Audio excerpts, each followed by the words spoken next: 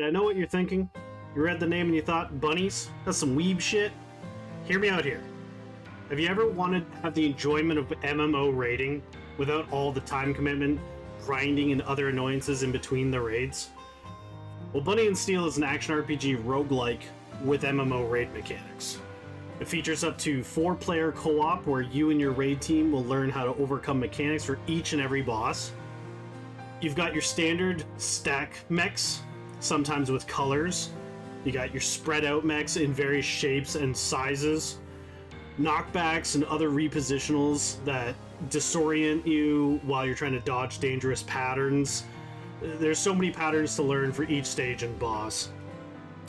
The game's difficulty options are very well done, and as a longtime MMO raider that I love difficulty. And if you're the same, the game's gonna kick your ass. It's surprisingly difficult. Your health bars are equal to 1 instance of damage taken. So once all of the bars are gone, you go down. In multiplayer, you can get back up, but you have a timer that gets longer and longer each time you go down. At low difficulties, each player will start with extra max bars of health. You recover health after stages, and the bosses will have less overall health. As you increase that difficulty, though, going up to hard, and there's normal, hard, and an additional difficulty above that as well, the health benefits will become less. With hard mode and higher, you only get health recovery from shops and other random events, but mostly shops. So the bosses are going to begin having health high enough that it creates actual DPS checks before an enrage timer causes them to just wipe out your team.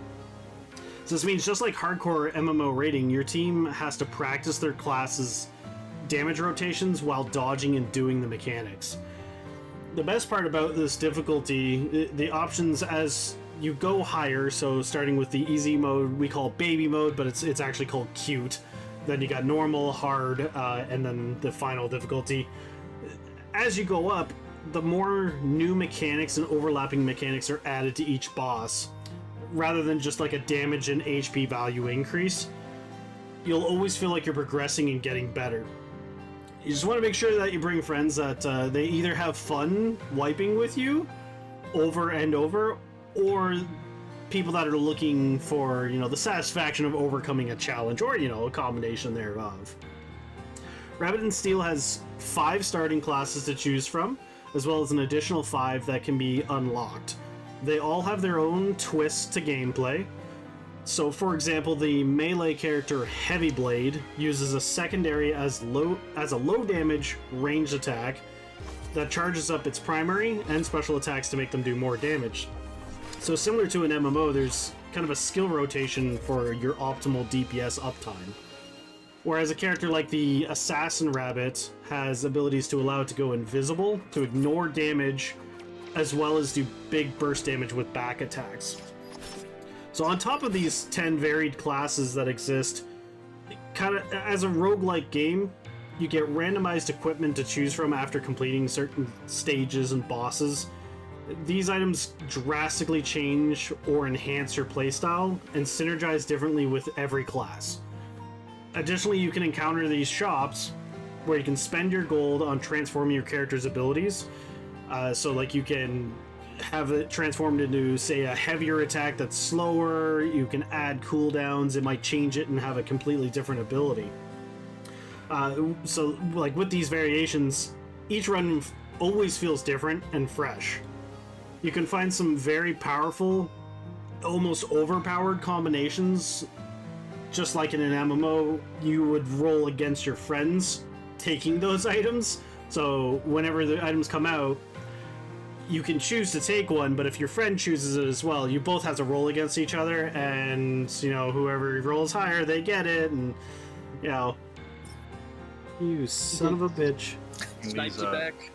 The graphics, they're minimalistic and bunny themed. Most of the time you don't care about that, though, as you're going to be way too busy dodging for your life, probably also screaming at your buddy to do the mechanics.